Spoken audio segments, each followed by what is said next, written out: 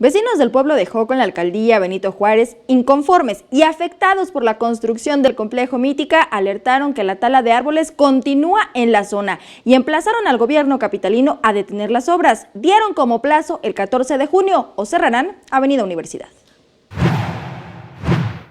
Integrantes de la Asamblea Ciudadana del Pueblo de Joco denunciaron ante la Procuraduría Ambiental y del Ordenamiento Territorial la tala de decenas de árboles dentro del Centro Vancomer, que forma parte del proyecto inmobiliario Mítica.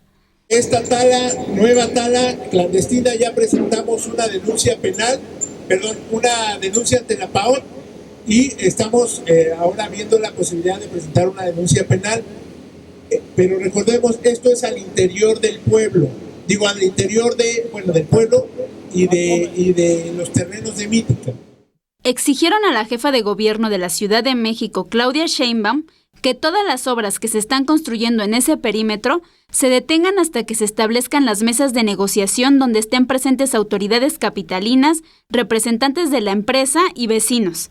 En conferencia de prensa, el secretario de la organización, René Rivas, informó que este viernes presentarán la denuncia a la jefa de gobierno en la que solicitarán los montos destinados de las obras y qué tipos de trabajos se están realizando.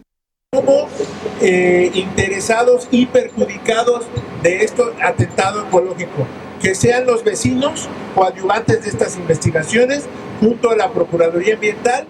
Establecieron como límite hasta el 14 de junio para tener una respuesta y en caso de que no, cerrarán de forma indefinida los carriles de Avenida Universidad desde las 7 de la mañana.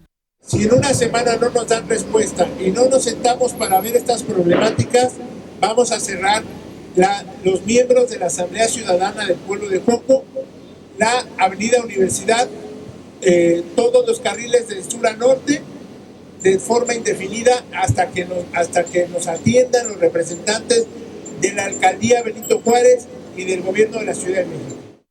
Con imágenes de Joel Arias, Gloria López, 21 Noticias.